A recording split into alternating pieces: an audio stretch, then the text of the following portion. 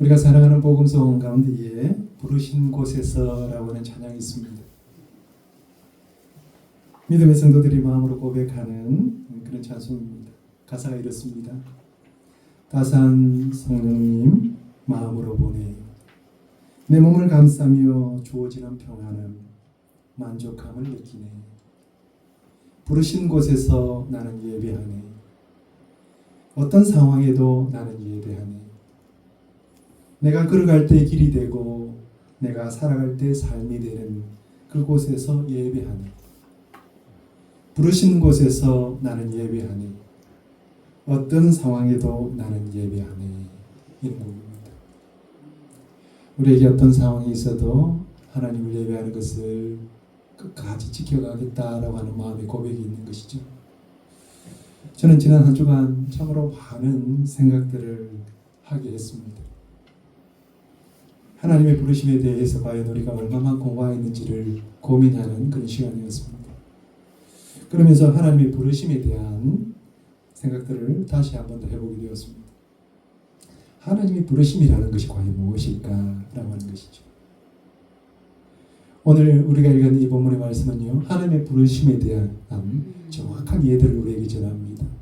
하나님의 부르심이 무엇일까요? 첫 번째는요, 하나님의 부르심에는 거룩한 목적이 있다라는 것입니다.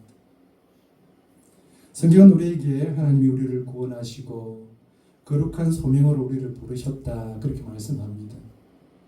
하나님의 부르심에는 두 가지 형태가 나타난다라고 하는 거죠. 하나는 우리를 구원으로 부르셨다라고 하는 것입니다. 우리를 죄로부터 구원하시기 위해 부르신 것입니다. 하나님을 떠나 죄로 죽을 수밖에 없는 우리를 하나님은 버리거나 외면하시지 않으셨습니다. 죽음을 향해 가는 우리를 부르시고 그 죽음의 길에서 돌이킬 수 있도록 하셨다라고 하는 것입니다. 그렇게 하나님의 부르심에 응답한 사람들이 구원을 받는 것입니다. 죽지 않고 영원한 삶을 얻게 되는 것입니다. 또 다른 하나는요, 소명을 위한 부르심이 있다라고 하는 것입니다. 하나님의 뜻을 따라서 하나님의 백성으로 살아가는 거룩한 소명의 부르심입니다.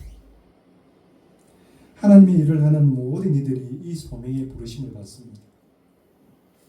자기 자신밖에는 모르던 이들에게요, 하나님의 나라를 보여주시고 이것을 위해서 부르시는 것입니다. 여기에 가장 직접적인 사람이 바로 성직자들일 것입니다. 그러나 꼭 성직자들에게만 해당되는 말씀은 아닙니다.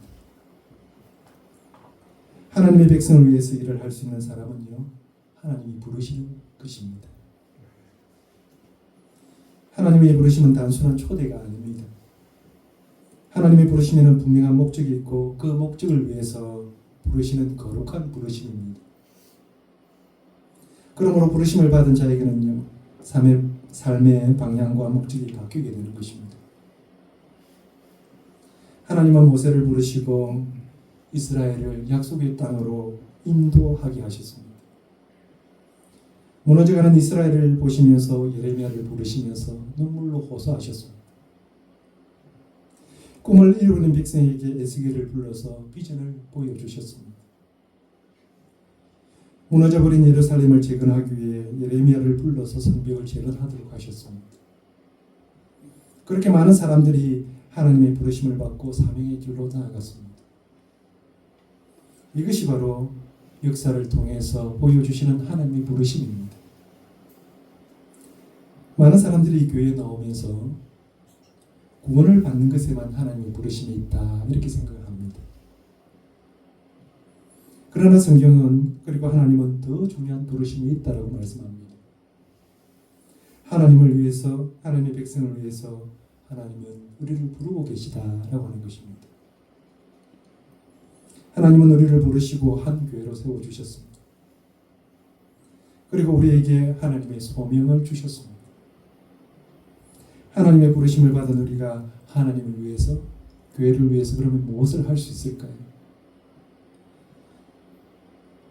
오늘 우리가 읽지 않은 8절에는 이렇게 말합니다. 그러므로 너는 내가 우리 주를 정언함과 또는 주를 위하여 갇힌 자된 나를 부끄러워하지 말고 오직 하나님의 능력을 따라 복음과 함께 고난을 받으라 그랬습니다.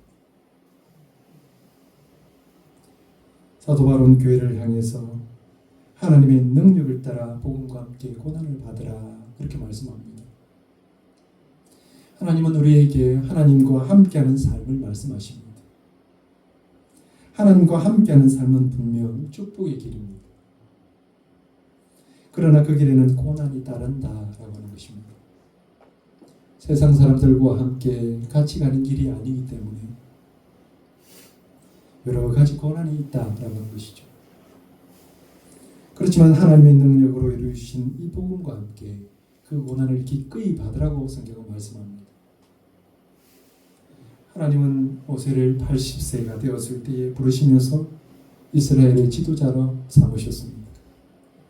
모세가 40이 되었을 때에 고통받는 자기 백성들을 돕기 위해서 백성들에게 갔다가 애굽인을 죽이는 일이 있었습니다. 그로 인해서 그는 위험에 빠졌습니다. 결국 살인자가 되어서 애굽을 떠나서 멀리 도망할 수밖에 없었습니다. 그는 그 일로 말미암아서 모든 것을 잃어버렸습니다. 민족도 권력도 명예도 모든 것이 다 사라졌습니다. 그에게는 살인자라고 하는 꼬리표가 붙었고요. 도망자로 살아야만 했습니다. 그렇게 40년을 광야에서 살았습니다. 40년의 시간이 흘렀습니다. 이제 그는 잊혀진 사람이었습니다. 본인 자신조차도 이제 아무런 희망도 가지 못하는 그런 지경에 놓여 있는 사람이었습니다. 인생은 이제 저물어 가고만 있습니다. 바로 그때 하나님께서 그를 찾아오셨습니다. 광야의 뜰기나무 불꽃 가운데 모세를 부르셨습니다. 그리고 하나님은 백성들을 인도하도록 맡기셨습니다. 출애굽기 3장 12절입니다. 하나님이 이르시되 내가 반드시 너와 함께 있으리라. 내가 그 백성을 애굽에서 인도하여 낸 후에 너희가 이 산에서 하나님을 섬기리니 이것이 내가 너를 보낸 증거니라. 아멘. 하나님께서 모세를 부르신 이유는요, 모세를 탁월한 지도자를 만들기 위해서가 아닙니다. 모세를 통해서 이스라엘 백성들이 하나님께로 돌아오도록 하신 것입니다. 하나님을 섬기는 백성이 되게 하신 것입니다. 하나님이 모세와 함께 하시는 것을 보면서 백성들이 하나님께로 돌아와서 하나님을 예배하는 백성으로 그렇게 하나님 삼으시기를 원하셨습니다. 하나님께서 우리를 부르신 목적은 분명합니다. 우리가 하나님을 증거하는 사람이 되는 것입니다. 우리가 복음의 증인이 되는 것입니다. 우리가 살아가는 모습을 보면서 세상은 하나님을 알게 될 것입니다. 우리가 하나님을 예배하는 모습을 보면서 세상은 하나님을 섬기게 될 것입니다. 이 거룩한 부르심에 우리 모두 함께 하시기를 축복합니다. 아멘. 하나님의 부르심이 무엇일까요? 두 번째는요, 하나님의 부르심은 우리의 행위가 아니라 은혜로 주어진 것이라는 것입니다. 어느 날 미국의 한 고등학생이 하버드 대학으로부터 입학 통지서를 받았습니다. 그는 평범한 가정에서 자랐고요. 성적은 조금 뛰어났지만은 전국적으로 비교해 볼 때는 그렇게 높은 좋은 성적도 아니었습니다. 너무 놀란 그런 학교에 전화를 했습니다. 그러면서 담당자와 통화를 했더니 담당자가 이렇게 이야기를 하는 것입니다. 당신의 성적도 훌륭하지만 우리가 주목한 것은 당신이 지역사회에서 보여준 헌신과 따뜻한 영향력이었습니다. 우리는 당신이 하버드에 꼭 필요한 사람이라고 믿습니다. 그렇게 이야기를 하는 겁니다. 이 학생은 눈물을 흘리면서 그렇게 고백을 하는 것입니다. 저는 자격이 되어서 하버드에 들어온 것이 아니라 그들이 먼저 저를 알아봐준 덕분이었습니다. 그렇게 고백하는 것입니다. 우리의 부르심이 바로 이와 같지 않을까요? 우리가 무슨 자격이 있어서가 아닙니다. 하나님께서 우리를 먼저 알아보시고 우리를 은혜 가운데 불러주셨기 때문입니다. 세상은요, 사람을 선택할 때에 스펙을 따집니다. 그래서 많은 사람들이 그 스펙을 높이기 위해서 애를 많이 쓰죠. 그런데 하나님은요, 자기의 뜻 가운데에서 은혜로 우리를 부르셨습니다. 그래서 우리가 그렇게 고백하는 거죠. 우리의 모든 것이 다 은혜입니다. 이렇게 고백하는 것입니다. 만일 하나님께서 우리에게 그 자격을 원하셨다면 과연 하나님 앞에 설 수 있는 사람이 누가 있을까요? 에베소서 2장 8절 9절 말씀입니다. 네가 그 은혜에 의하여 믿음으로 말미암아 구원을 받았으니 이것은 너희에게서 난 것이 아니요 하나님의 선물이라. 행위에서 난 것이 아니니 이는 누구든지 자랑하지 못하게 함이라. 아멘. 우리가 행위로 구원을 받지 않은 것처럼 우리의 행위로 하나님께서 부르시지 않으셨다라고 말씀합니다. 오직 하나님은 우리를 은혜 가운데서 부르셨다라고 말씀하고 있는 것입니다. 오늘 본문은 이렇게 말씀합니다. 우리의 행위대로 하심이 아니요 오직 자기 뜻과 영원한 때 전부터 그리스도 예수 안에서 우리에게 주신 은혜대로 하시니라. 하나님께서 은혜 가운데에 우리를 부르시고 은혜 가운데에 우리에게 소명을 주셨다라고 말씀합니다. 우리는 이것을 잊어버리면 안 됩니다. 우리가 하나님의 은혜를 잃어버리는 그 순간에 우리는 다른 사람을 판단하기로 시작합니다. 자신이 받은 은혜는 사라지고요. 다른 사람의 허물만 보이기 시작하는 것입니다. 예수님께서 바리새인의 초청을 받고 식사의 자리에 가셨습니다. 그때 한 여인이 예수님에게 와서 눈물을 흘리며 그 발을 적십니다. 그리고 그 머리로 그 발을 이렇게 닦습니다. 그리고 난 후에 그가 가지고 왔던 향유를 예수님의 발에 붓습니다. 이것을 예수님을 청했던 바리새인이 보면서 속으로 이렇게 생각했습니다. 이 사람이 만일 선지자였다면 저 여인이 죄인인 것을 알았을 것이다. 그렇게 생각을 했습니다. 그때 예수님은 그 마음을 아시면서 한 가지 비유를 들어서 말씀해 주셨습니다. 두 사람이 빚을 졌는데 한 사람은 500데나리온을 졌고 한 사람은 50데나리온을 졌다는 것입니다. 그런데 이 사람은 두 사람은 아무런 능력이 없는 사람이었습니다. 도저히 그 빚을 갚을 수가 없어요. 그래서 빚을 주었던 그 사람이 두 사람 모두를 다 탕감을 시켜주었습니다. 그러면서 물으십니다.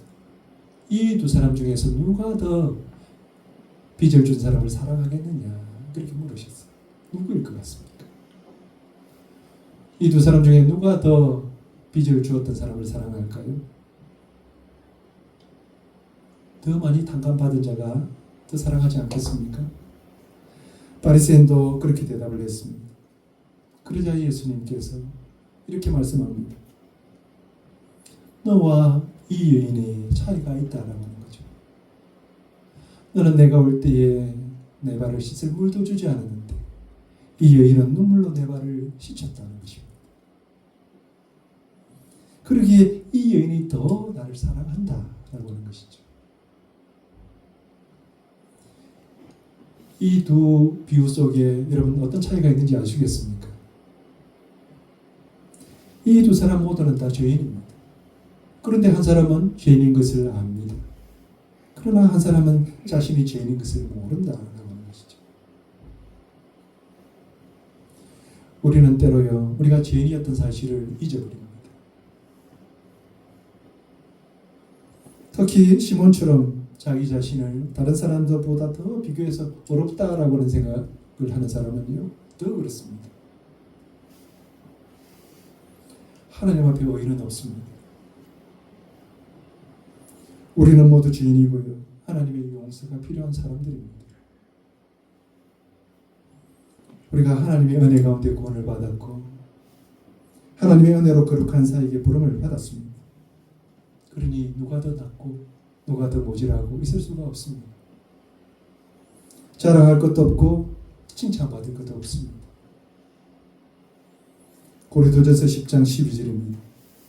그런즉 선줄로 생각하는 자는 넘어질까 조심하라 그랬습니다.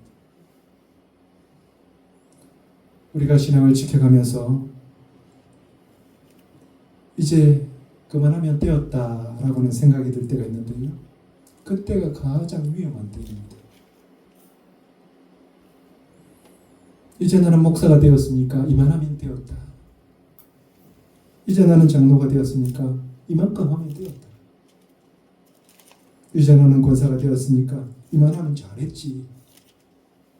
그렇게 생각하고 자만하는 그 순간에 우리는 넘어지게 되는 것입니다. 교회에서 부르심을 받은 자가 가져야 될 마음은요, 언제나 이것이 하나님의 은혜였구나 하는 것입니다. 모세가 40세가 되었을 때요, 얼마나 기고만장했을까요? 여러분 한번 생각해 보세요. 모세는요, 내가 아니면 누가 이스라엘의 지도자가 될 수 있으며 누가 이스라엘 백성들을 생각할 수 있겠느냐고 생각하지 않았겠어요? 모세는요, 당시의 왕자입니다. 히브리 백성은 감히 꿈도 꿀 수 없는 애굽의 왕자로 서 있는 겁니다. 당시에는요, 그는 다른 사람들보다 높은 수준의 교육을 받았습니다. 왕자는 다음 왕이 될 사람입니다. 그러면 당시에 가지고 있던 그 교육의 수준에서 가장 좋은 선생님을 붙였을 것이고요. 또 많은 교육의 그런 자리가 제공이 되었을 것입니다. 사실 그만큼 잘 준비된 사람도 없습니다. 그런데요, 그 자신감이, 그 자만심이 그를 무너뜨렸습니다. 그 자만심이 그를 살인자의 길로 이끌었습니다. 80세가 되었을 때에 그는 아무런 소망이 없었습니다.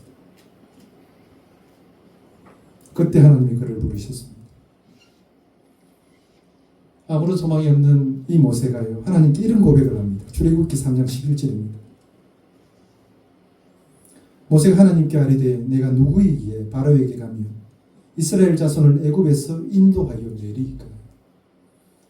내가 누구에 의해 바로에게 가며 내가 어떻게 이스라엘 자손을 인도할 수 있습니까? 이 말입니다. 여러분, 이 말씀을 잘 보세요. 내가 어떻게 바로를 대면할 수 있겠습니까? 이렇게 묻습니다. 내가 어떻게 이스라엘 백성을 인도하여 내겠습니까? 이 말 속에 나는 그럴 만한 능력도 힘도 없습니다. 이런 마음들이 보여지십니까? 이제 그는 애굽의 왕자가 아닙니다. 광야에서 목동으로 40년의 시간을 보냈습니다. 그 시간 동안 그는 얼마나 불안했는지 모릅니다. 혹여나 애굽에서 추격자를 보내서 나를 죽이지는 않을까. 두려움 가운데 40년의 시간을 보낸 것입니다. 그런데 지금 하나님께서 그를 불러서 바로에게 가라는 것입니다. 바로에게 가면 어떻게 됩니까? 죽습니다.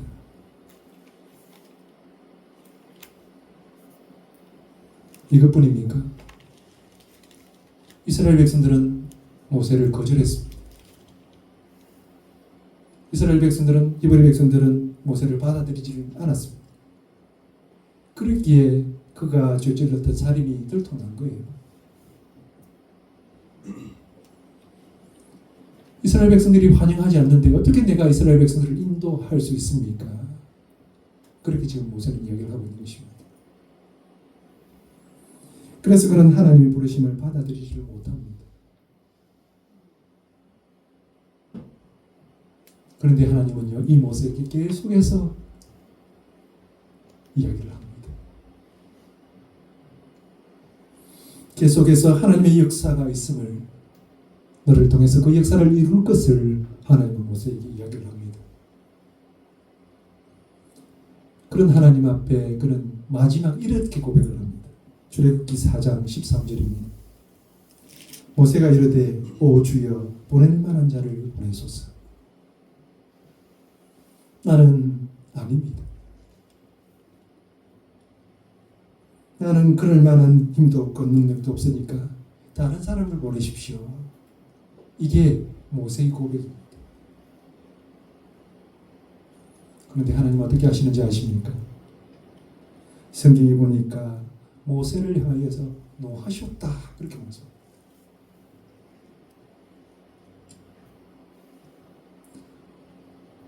우리도 하나님께서 부르실 때 모세처럼 말할 수가 있습니다.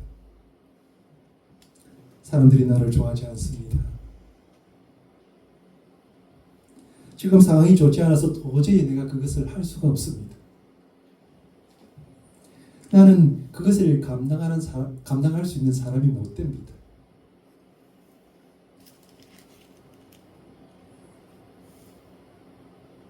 하나님이 모세가 능력이 있어서 부르셨을까요? 모세의 능력을 보셨다면 40세에 부르셨을 겁니다. 하나님은 우리의 능력을 보시고 우리를 부르신 것이 아닙니다. 세상에서 자랑할 것이 없는 연약한 우리를 부르셨습니다.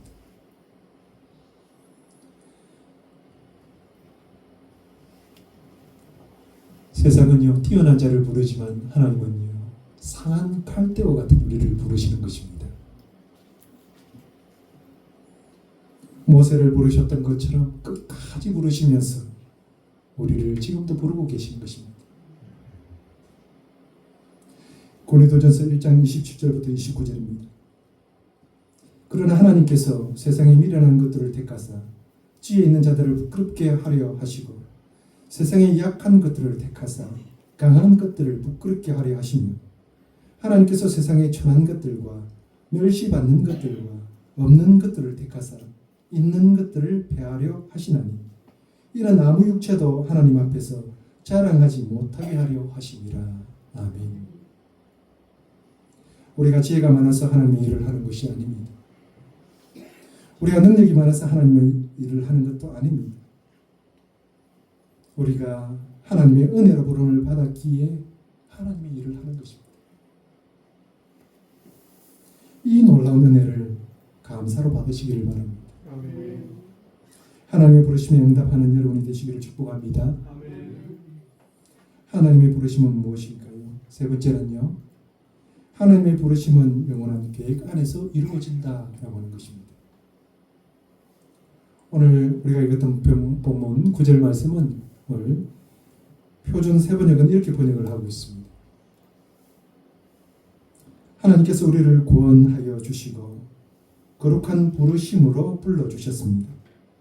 그것은 우리의 행실을 따라 하신 것이 아니요 오직 하나님의 계획과 은혜를 따라 하신 것입니다.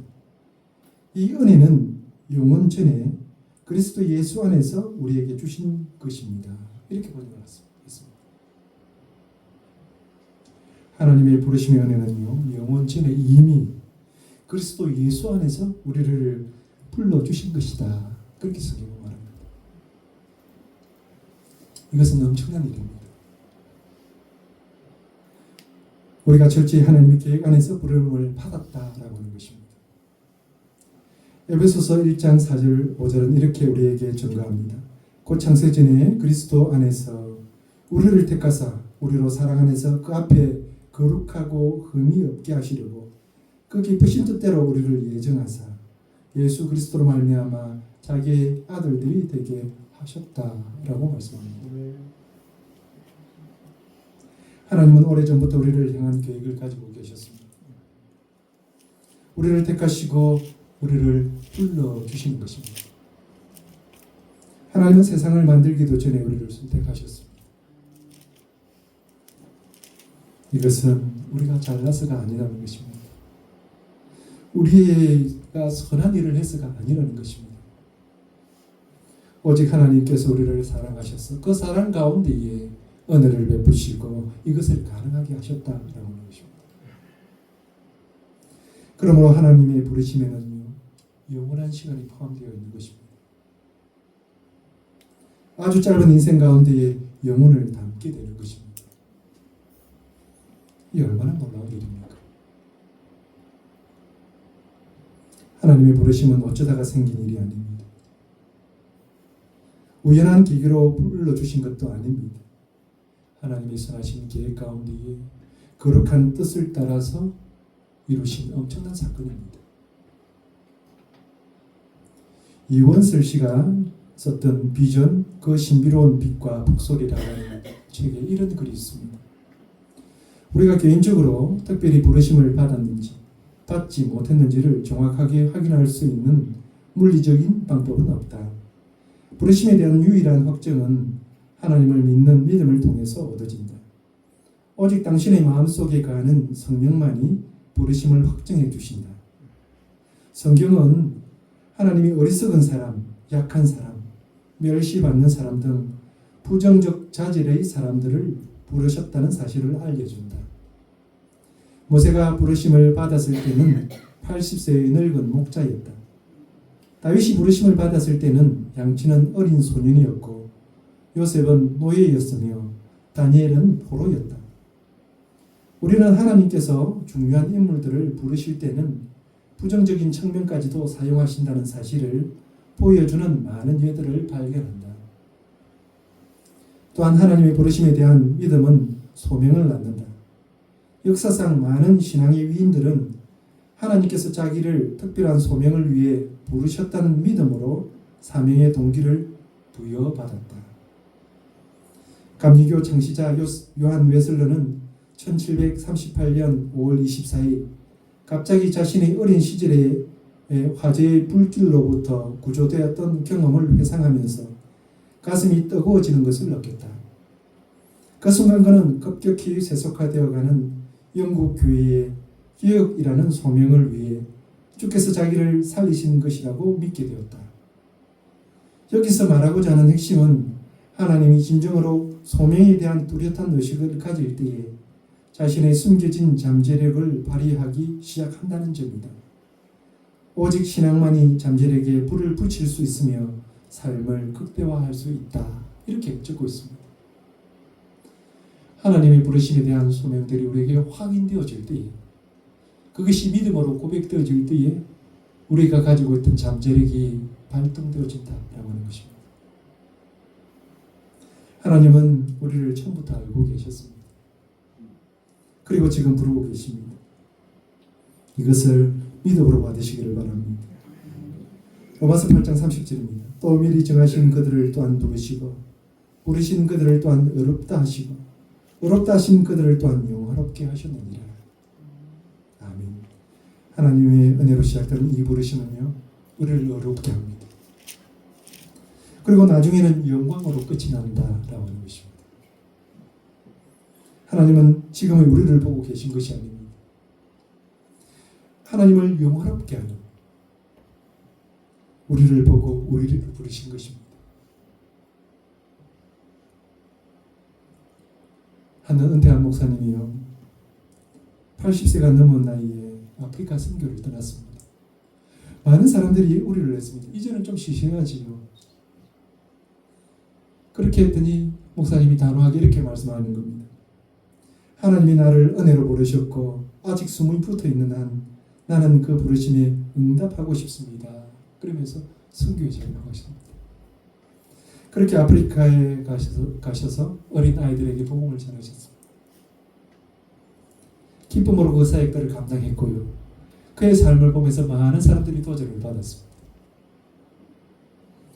성경은 하나님이 일을 하는 데 있어서 나이가 걸림이 되지 않는다, 이렇게 말을 합니다. 모세가 80에 하나님의 부름을 받았습니다. 그러면서 하나님이 일을 시작했습니다. 이제는 나는 아무것도 할 수 없다, 희망도 없다, 그렇게 생각했던 모세가요, 하나님의 부르심을 받고 40년 동안 충성스럽게 그 일을 감당을 했습니다. 갈렙은 45세에 하나님의 부르심 앞에요, 군대를 이끌고 전쟁터로 나아갔습니다. 우리의 짧은 생각으로 하나님의 부르심을 거절하면 안 됩니다. 하나님의 때와 우리의 시간이 다를 수가 있습니다. 그런데 하나님의 부르심 앞에 우리가 어떻게 반응하느냐라고 하는 것이 참 중요합니다. 나이가 많아서 못한다, 그렇게 변명할 수 없습니다. 아브라함은 75세에 하나님의 부르심을 받고 가족을 떠났습니다. 그리고 100세가 되었을 때에 하나님께서 약속하신 것을 이루시는 것을 보았습니다. 나는 이미 늦었다. 그렇게 생각하지 마십시오. 션사인 잡지에 이런 글이 있습니다. 세계 역사상 최대 업적을 보니까 세대 역사를 보면서 업적을 이룬 그 사람들을 보니까 35%가요. 60세부터 70세 노인이었습니다. 그리고 23%가 70부터 80세의 노인이었어요. 그리고 6%가 80대 이상의 노인이었습니다. 역사적으로 중요한 업적을 이룬 사람들을 보니까 64%가 60세 이상의 노인들을 통해서 위대한 업적이 이루어졌다라고 합니다. 우리가 늘 하는 말이 이런 말이 있잖아요. 나이는 숫자에 불과합니다. 세상은요 60이 되면 은퇴하라고 합니다.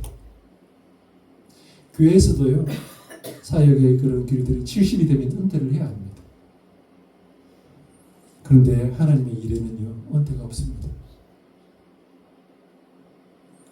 우리가 하나님의 앞에 서는 그날까지 우리가 달려갈 때에 하나님의 영광을 받으실 것입니다. 그러한 삶을 살아가는 저와 여러분 되시기를 축복합니다. 하나님의 부르심에는요 거룩한 목적이 있습니다. 우리가 하나님과 함께하는 삶을 보여줘야 될 사명이 있다는 것입니다. 하나님은 은혜 가운데 우리를 부르셨기에 우리는 자랑할 것이 없습니다. 부족하고 연약한 우리를 부르시고 하나님의 일을 하게 하셨는데 우리가 오직 감사만 있을 뿐이죠. 그리고 하나님은 우리를 부르시기 위해서 영원전부터 계획하셨습니다. 그러므로 하나님의 부르심은요 가장 완벽한 그 결과를 낼 것입니다. 이것을 우리가 믿음으로 고백하면서 하나님의 부르심 앞에 충성스럽게 달려가는 저와 여러분 다 되실 수 있기를 믿음으로 고백하면서 축복합니다.